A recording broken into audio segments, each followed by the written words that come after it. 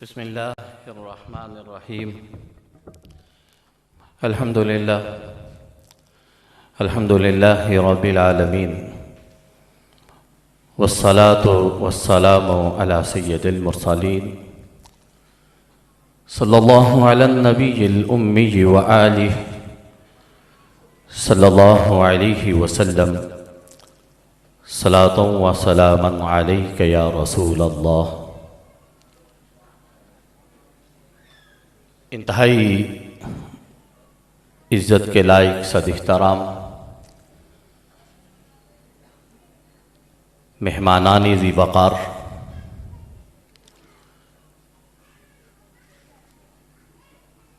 इदारा मिनहाजुल कुरान के तमाम ओहदेदारान,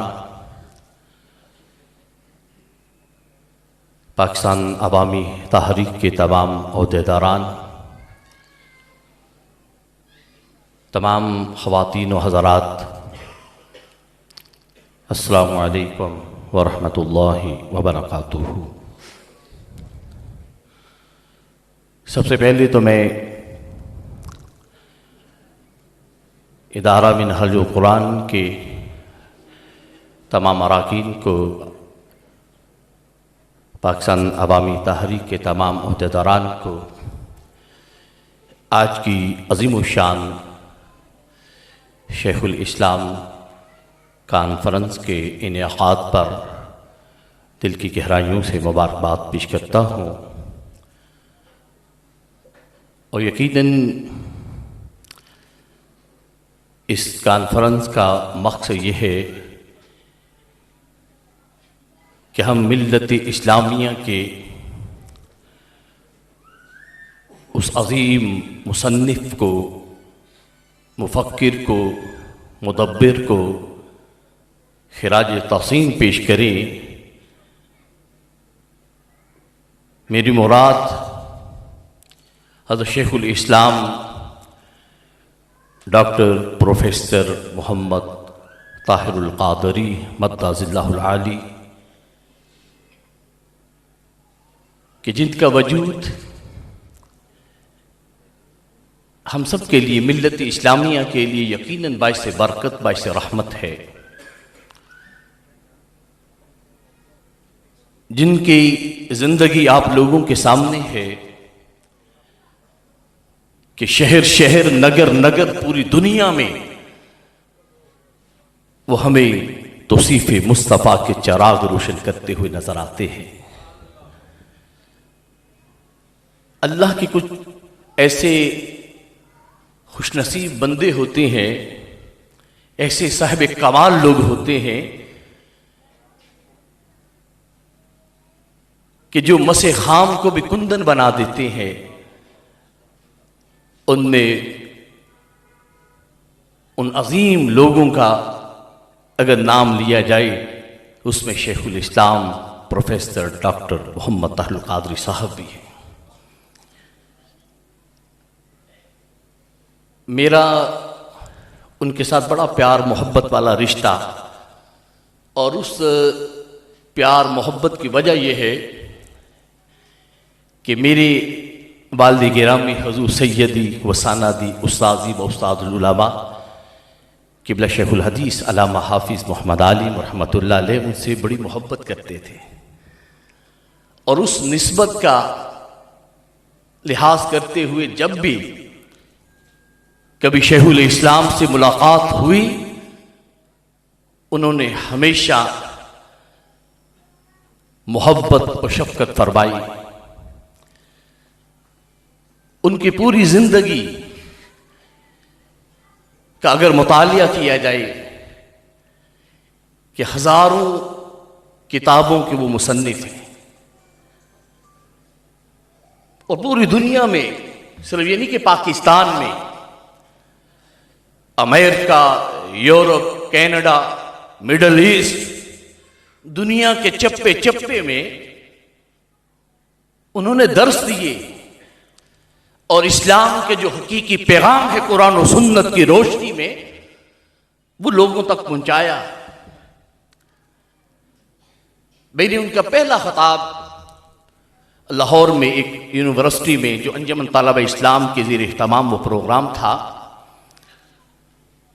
तो उस वक़्त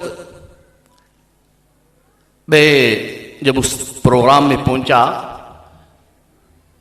तो आपको वो तारीख़ी ख़ताब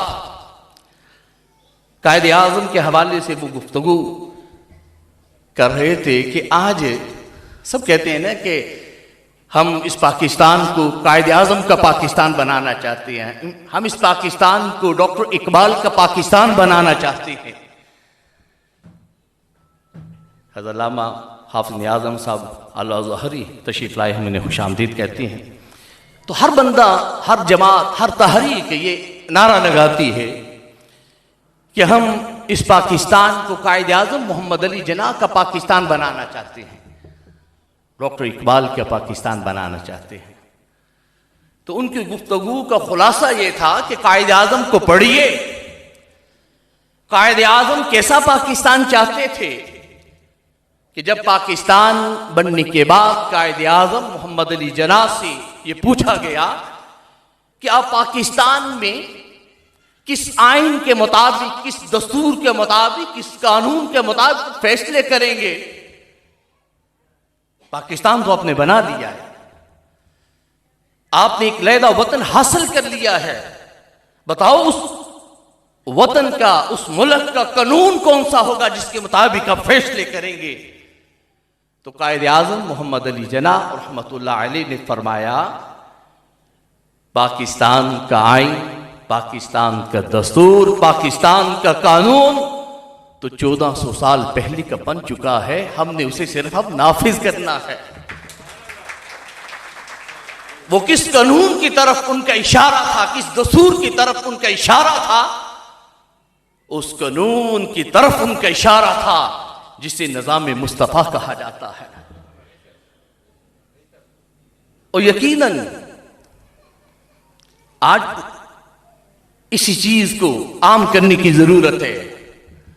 और उस वक्त मुझे ये बात भी याद आ रही है, उन्होंने कहा ये हमारी बदकिस्मती रही कि हम